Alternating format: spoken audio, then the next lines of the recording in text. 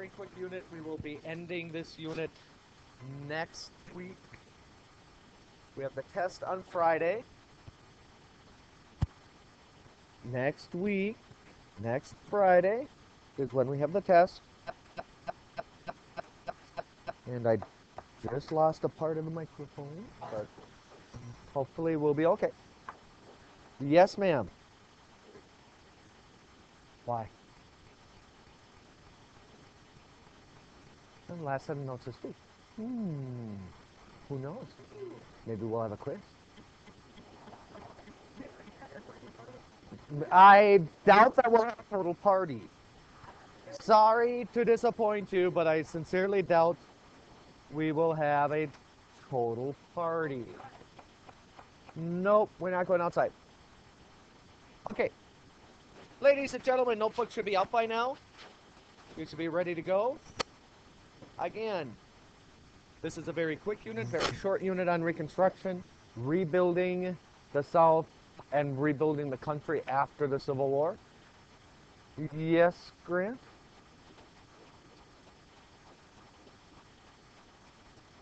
Where can you find them?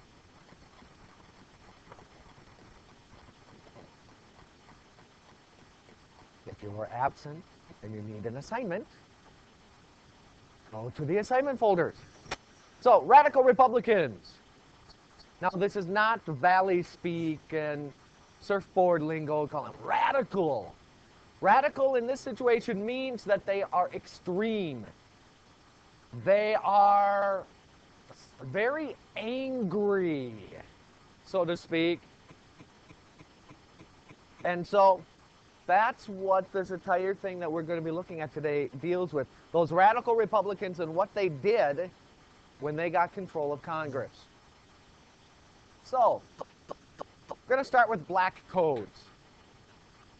Who can tell me, because you read about this, you had an assignment on these, what are black codes?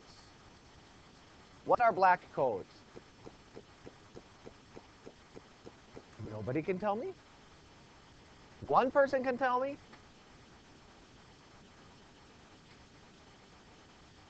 There's going to be an alarm if you don't raise your hand.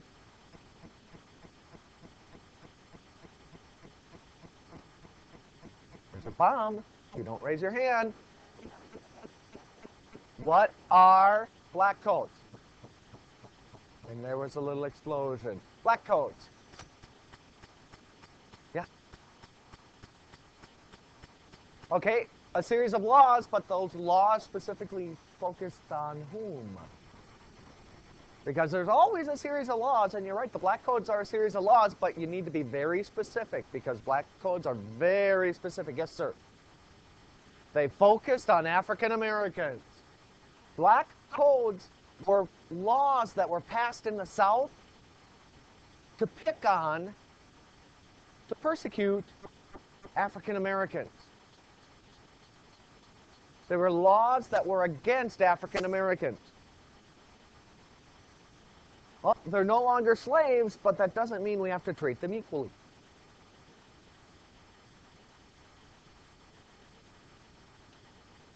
And so I'm going to go over to this part of the room where I was yesterday, where we had a group of slaves right here. We were in the South, and then I said this row were slaves, and they were freed. Boom! Who came to your assistance to help you in your transition into freedom? What organization, part of the government, came into being from yesterday, this is yesterday's info, that helped these freed African Americans survive and eventually become part of society? The Freedmen's Bureau. Now, they're getting food, they're getting clothing. Freedmen's Bureau, the most important job was to help them buy land. So they're buying land, they got land for themselves. Now some of them might want to find jobs. Are the white people around them likely to take pity on them and give them jobs? No. Well, one of these laws, I'm going to give you an example of one of these laws. This was a real law in parts of the South. The law stated that it was illegal for African Americans to be unemployed.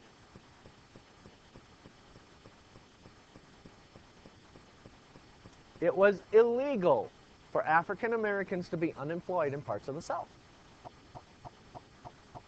Well, that sort of sucks, because how are they going to get work? What's that? They're not. Because a lot of those African Americans can't find work because the whites around them refuse to hire them. So what happens? Well, it's like, hey, you get a job? No. Well, then I'm going to throw you in jail and give you a fine to pay. Now, what's wrong with that scenario? What would be wrong with that scenario? You don't have a job, so you're breaking the law. I'm going to throw you in jail, and I'm going to make you pay a fine. They don't have money to pay the fine. No job, no money to pay the fine. Well, then guess what you're going to have to do? You're going to have to work on my friend's farm for free until you pay back your fine.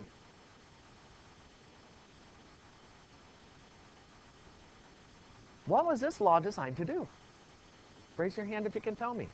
What was this law really designed to do? Notice, illegal for Nick here to be unemployed. He has to pay a fine, doesn't have any money to pay the fine, so he has to work on my friend's farm until he pays off his fine. In other words, the law is meant to make them slaves again in a legal way. That's so not right? Well, that's what the black codes were designed to do. Fine, we can't have slaves. We'll make them slaves other ways. Could you imagine today if it was illegal to be unemployed? You guys, yeah, you'd all be working on the farm.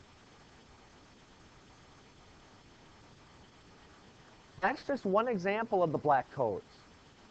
The black codes were meant to target African Americans so that they wouldn't have the freedoms that regular white Americans have.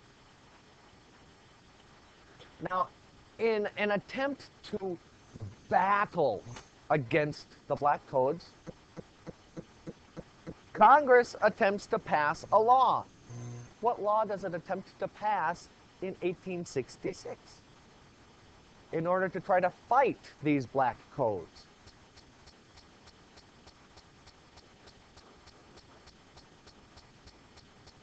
It was indeed the Civil Rights Act of 1866. The Civil Rights Act of 1866 was meant to try to stop the black codes. Because as most of you realize, I would hope all of you realize, that the black codes were not fair. So Congress gets together, the Republican Congress gets together, and passes the Civil Rights Act of 1866.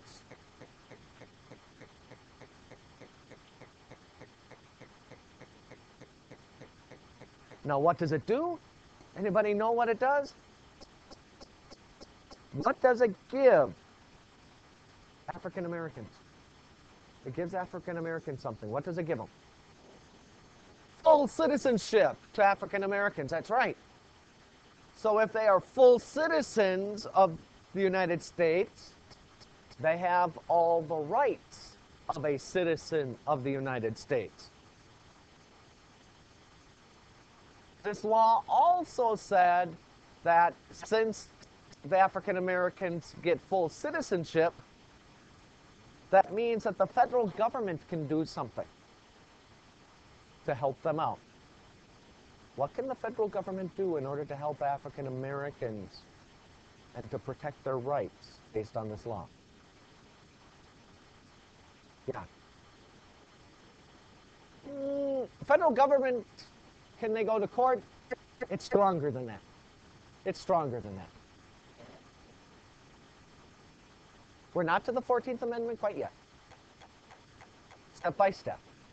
The federal government has the power to interfere in the state governments in order to protect African American rights. If the state of Mississippi is trying to restrict the rights of African Americans, the Civil Rights Act of 1866 gave the federal government the power to go in and interfere in the state government to make sure that those rights are protected.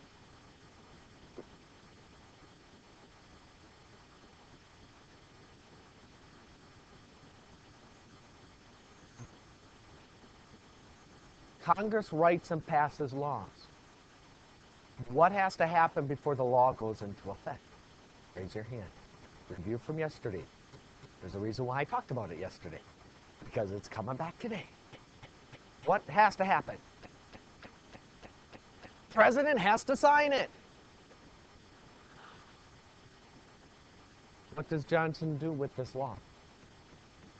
What does Johnson do with this law? Johnson vetoes it. Good old President Johnson, remember? Southern Democrat. Doesn't get along with the Republican Congress. Johnson vetoed it. And he vetoes it because he does not believe that African Americans should have the same rights as whites. President Johnson did not want African Americans to have equal rights. Why is that? Because President Johnson was from the South. In many opinions at the time, no, they weren't. They were subhuman. It is weird by our standards today. But back then, it was very common. Now, there are people today in the United States that think that African Americans are not fully human. There are people. There are people that believe that. They tend to be very racist. There's the whole reason. The idea of racism is that one race is better than the other. One race is more human than the other. That's a great way to look at it, that we're all human, but not everybody agrees with that. Yes, sir? Don't have a question or a comment? Yes, sir.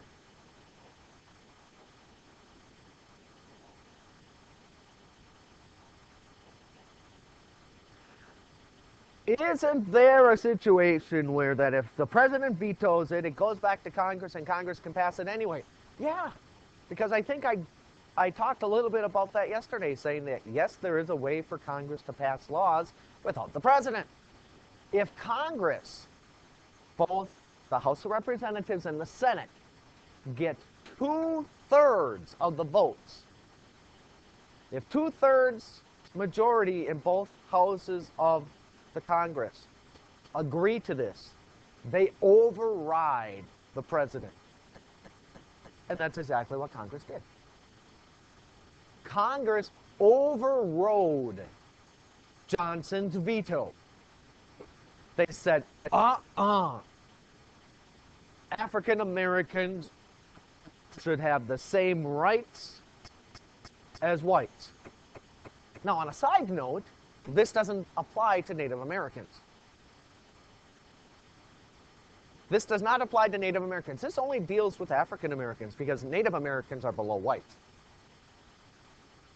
At least that was what they said back then. It didn't apply to Native Americans until, I think, the late 1800s, early 1900s. Yes. Which one's better, Native Americans or or African Americans. Well, let me just say this. In reality, I'm going to say nobody is better. But you're asking what they thought back then, right? Okay. What they thought back then, believe it or not, was people back then believed that Native Americans were above African Americans, but below whites. That's why you did not see That's why you did not see Native American slaves. Could Native Americans have black slaves?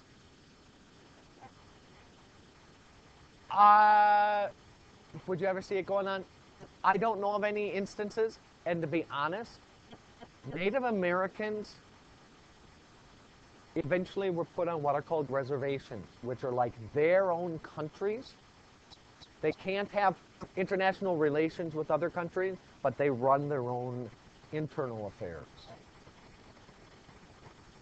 I suppose they could have, but I really don't think any of them did. Not even just one, I cannot say for certain either way. I am not all-knowing on everything. Sorry, I am not tied in to, I do not have the internet hardwired into my brain to be able to do a Google search, boom, and believe everything I read on the internet. I know I'm Mr. Rigwald. I know I'm Mr. Rigwald, and I have a lot of crap shoved up in this brain. I did not swear. I do have a lot of crap up in this brain. That does not mean I know everything in the world. I did surprise Mr. Daniels out in the hall because he's like, you know what I heard, and I don't know if it's true, that the very first computer dates back to like the 1700s. I saw it on the History Channel last night, and I'm like, oh, you mean the punch cards for the weaving looms that told them how to weave it? He's like, how'd you know that? I'm like, I just do. It's history. It's part of what I know. But back to this. And no, I do not know everything about history either. You can imagine how much history there is in this world. No, nobody knows everything about everything. Okay? Mr. Daniels like, well, what are those boundary islands off the coast of North Carolina called? I'm like, I don't know. I don't know everything. Congress overrode Johnson's veto, which means that this became law. As a result, you get the federal government granting full citizenship to African Americans. But members of Congress were worried that since this was a law, that somebody might bring up a case to the Supreme Court about it and fight against it. Somebody might argue that it's against the Constitution because the Constitution doesn't recognize African Americans as whole people. Therefore, they decided the only way to make sure that this law doesn't get canceled is by changing something. What are they going to change? What are they going to change so that nobody can say that this law is illegal? Yeah. You change the Constitution. And what do you change the Constitution with? What do you change the Constitution with? Yes. Amendments. And so now we're going to get, Victor, now it's time. Which amendment are we going to get? The 14th Amendment. The 14th Amendment is Congress's way, and then it goes through all the states. All the states have to agree to this, to make sure that this fact or this law remains on the books. Yes, sir. They are not fully human. Again, I've said it before. They are subhuman. No, they're not cavemen. They're just viewed as not totally human. They are not smart enough to be humans. They don't have all the capacities to be fully human. That is what was believed. They believed that biologically, in their genes, even though they didn't know about genes back then, that God made them less than human. That's why they had that dark skin. That's why they had that dark hair. That's why God allowed them to become slaves in the first place. That's the thought process that many whites had back then. And that's the thought process that many skinheads have today about them as well. Skinheads are racists, white supremacists that think white people are the chosen people of God. That's why whites were not slaves, and therefore African Americans should be gone from this country, or they should become slaves again. Because they often shave their heads. So, going back to this, because I want to make sure that we have enough time to get through everything today, this was passed by Congress and eventually by the states. And this amendment does not only deal with African Americans, but it affects every one of you in this room right now. Yes, because the 14th Amendment says anybody born inside the boundaries of the United States is automatically a citizen.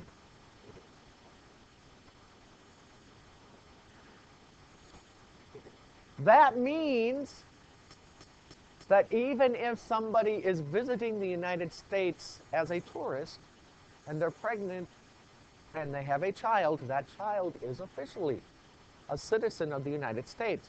It also runs into the situation where if you have illegal immigrants that come into the United States and have a kid, the illegal immigrants are still technically illegal, but their child or their children are automatically U.S. citizens. This way, because all the slaves at this time would have been born in the U.S., all African Americans, because of this, are automatically full citizens. And then they put this in here, which is going to sound complicated, but I'm going to make it very easy for you. There's a part of the 14th Amendment that says all citizens get equal protection of the laws. Equal protection of the laws. What does that mean? That means that if there is a law that is written, it has to apply to everybody. There's a law that says it's against the law to speed. Okay? That doesn't mean that police officers can only target blonde females that are speeding. It does not mean that police can only target giggling Hmong boys as they are driving.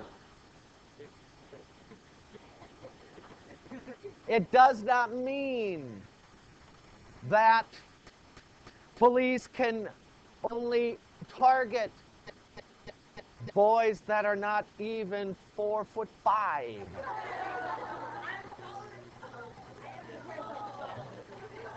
What it means is that the police have to apply the law equally to everyone. I don't know. I'm just using it as an example to get you to laugh a little bit. Now, so that's, if you need, you guys, seriously, if you need to jot anything more down about that that's not up on the screen to understand it, that's fine. That means the law applies to everybody. You can't just single it out. For example, if there are laws on the books and the police are only targeting African Americans, that is illegal. They would have to target whites included. Everybody has to follow all the laws. That's what that's saying. It also says that all males can vote who are adults. You had to be, I believe, at that point, 21. 19 or 18-year-olds got the vote in the late 1960s, I believe. 14th Amendment says all adult males may vote. Yes, sir.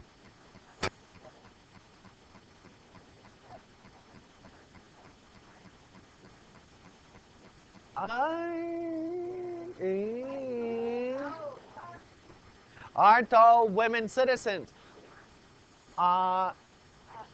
Yes, now you are. But everything in the Constitution always talked about men. Men. Men. Why? Because women were looked at as not as delicate flowers to be protected.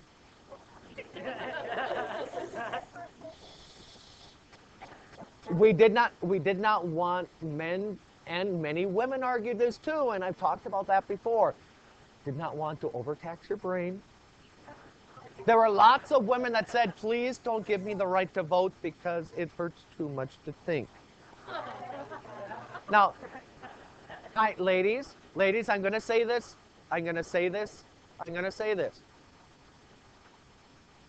When women started to fight for the right to vote, there were more women fighting against the right to vote than women fought for it. Women were shooting themselves in the foot by saying, I don't want it. It's too hard. Please don't let me think. Now, I don't think anybody would do that to Carmen for fear of retaliation because of how she can handle a weapon.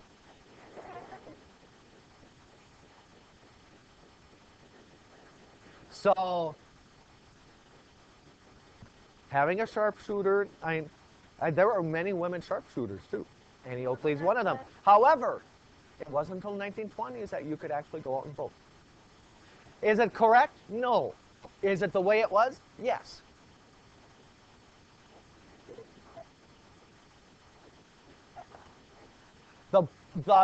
Am I calling women stupid? No. I am telling you what the majority of people thought back then. That's right. That's right. That's right. They did. Please don't take what people thought back then as what I think. Please don't do that. Please don't go home and say, Mr. Rigwald says that I'm stupid. Mr. Rigwald says that African Americans are lower than whites, but Native Americans are better than blacks. No, that's not it. And I have it on the recording that that's not what I said. Ladies and gentlemen, here we go. I did not say anything about any specific person's height.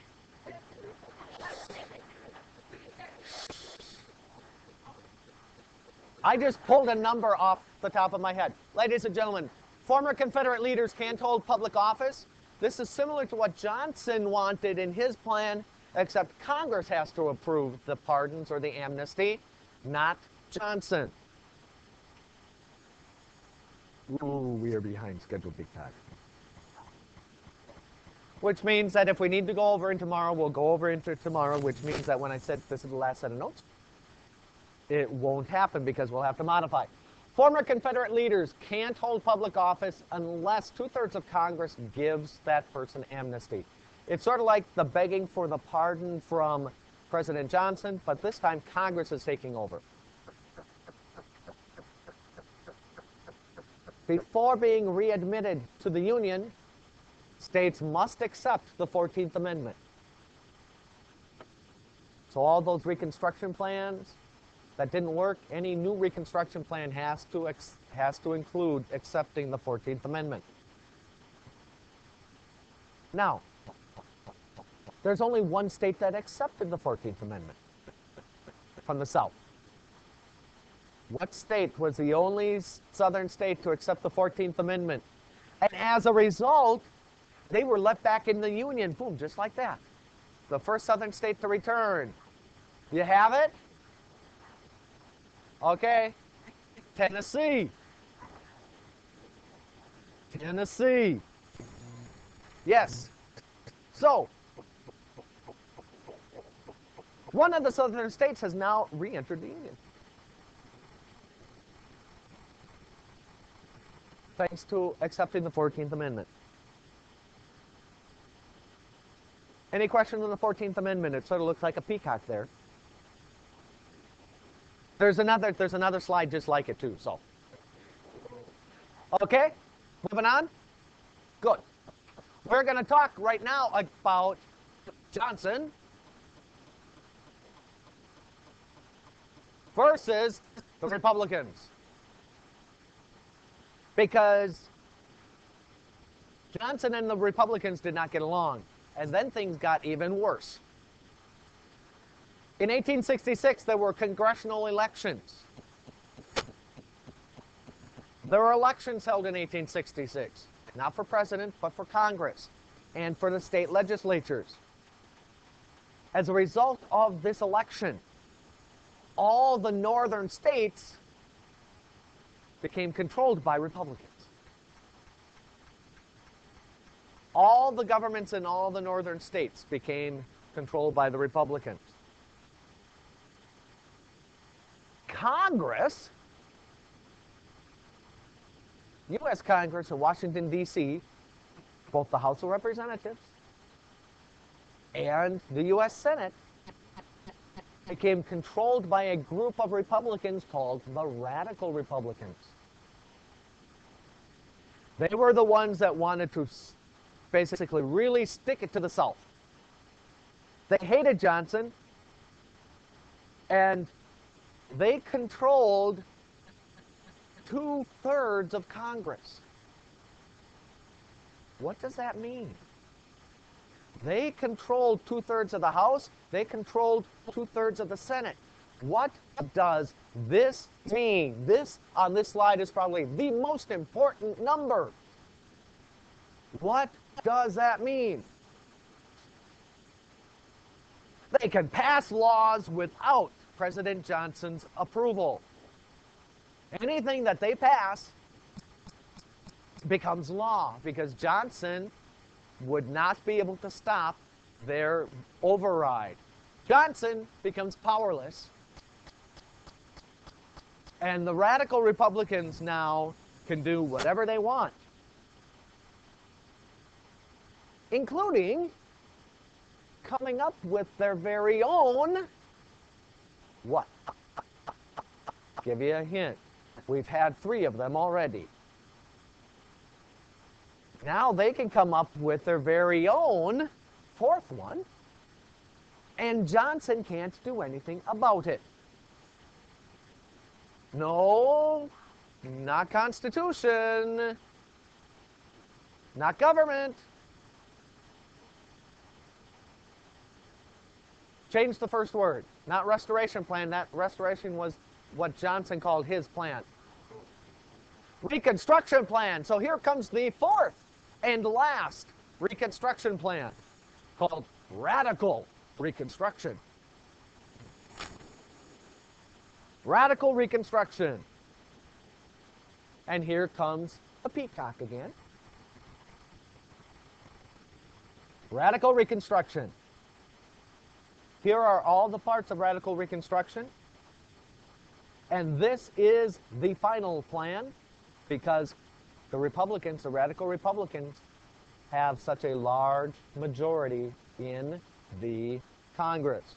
First of all, states must accept the 14th Amendment.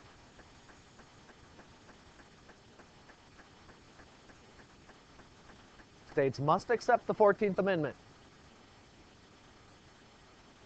Tennessee has already rejoined, so they aren't affected by this. Now, the 10 remaining southern states are divided up into 5 what? The 10 remaining southern states are divided up into 5 military districts. Yes. And those districts have no governor. They are run by generals. They are run by the Army. The Army is sent in there to protect African American rights, to make sure that whites don't pick on African Americans.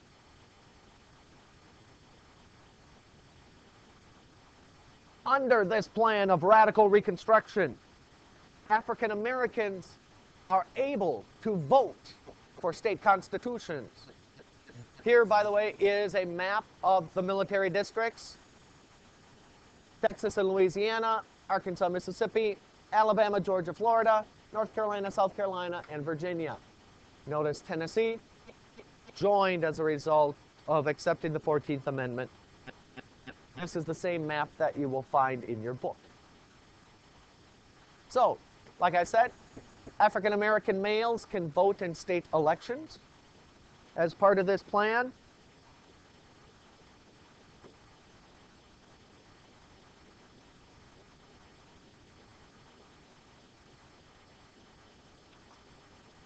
Former Confederate leaders cannot hold public office, just like in Johnson's plan.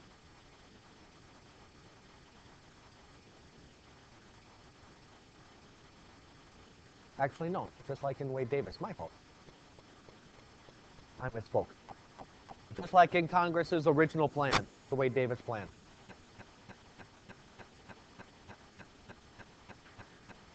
When the states create their new constitutions, who has to approve it? When each of those 10 southern states create their new constitution, who has to approve of it before it goes into effect? Elijah? Congress does, yep. Congress must approve new state constitutions.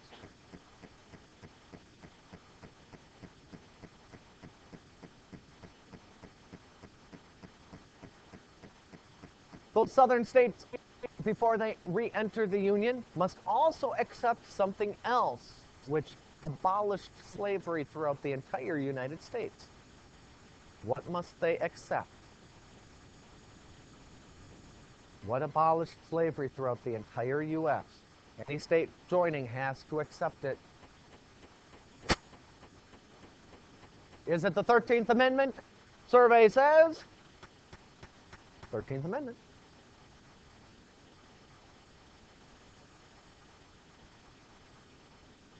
Only after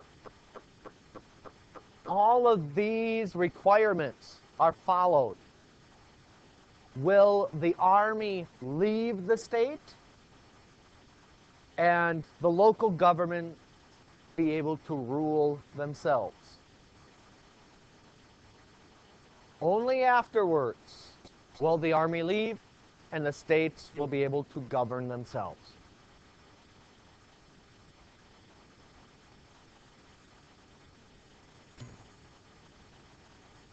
This is the fourth and final Reconstruction plan.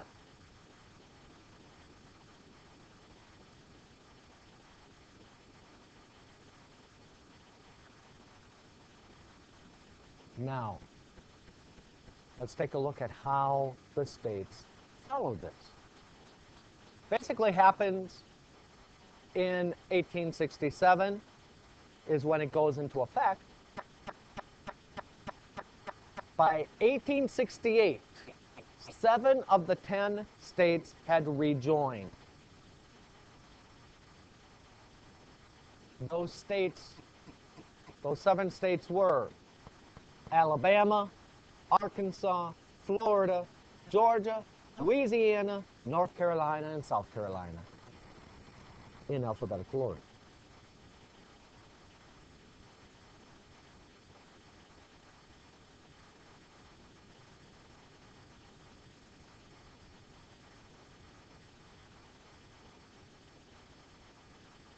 It took another 2 years for the remaining states to join. So that by 1870, we get Mississippi, Virginia, and Texas.